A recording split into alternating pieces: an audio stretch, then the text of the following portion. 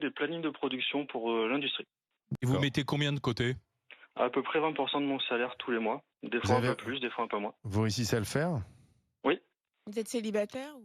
Non, je suis en couple, pacsé. On est propriétaire de notre maison qu'on rembourse depuis un peu plus d'1 an. Et vous mettez où cet argent? Vous le placez dans quoi? Alors moi, j'ai commencé d'abord pour faire une partie d'épargne de sécurité sur le livret A ou le LDDS. Et ensuite, j'investis en bourse sur un PEA. Surtout pas un PER, un PEA. Et un peu en crypto-monnaie aussi. D'accord. Vous avez confiance dans les crypto-monnaies? Cet argent, il doit servir à quoi?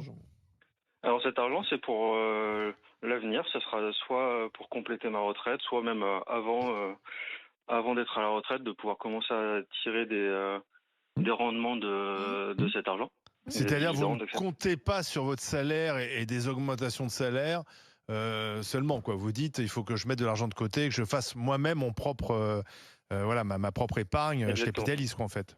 Oui, puis dans le voyez, privé, les augmentations de salaire, c'est aussi un peu au bon vouloir, etc. Donc pour moi, il faut qu'on participe tous à notre... Vous voyez, ce qui est intéressant, c'est je fais le lien avec les retraites, puisque c'est en discussion en ce moment.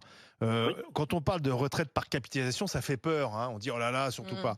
Mais les Français le font déjà. C'est-à-dire les Français sont des capitalistes sans le savoir. C'est-à-dire que, comme Joss, avec 1 800 € par mois, il arrive quand même à mettre 20% de côté. Donc ça veut dire que les Français sont prêts à capitaliser. Il faut je pense qu'il faut faire œuvre de pédagogie. C'est individuel. Oui, mais si on capitalise d'une façon collective et une partie de nos retraites, on le met sur des fonds autres que le pot commun. Il faut quand même un pot commun parce que tout le monde n'a pas les moyens.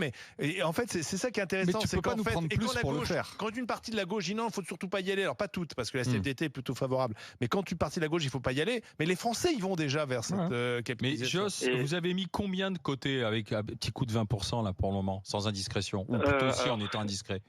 Il y a une partie qui est liée aussi à une vente immobilière où j'ai fait un profit plus de mon premier appartement plus une partie d'héritage. Mais au global, je dois avoir entre 120 et 140 000 €. À 36 ans, c'est pas mal, effectivement. Comme vous connaissez le fonds GG. Mais voilà, à coude aussi tous les mois depuis 3 ans. Je mets et de discipline. 300 à 500 €. Oui, c'est ça. par mois. Saluons la discipline.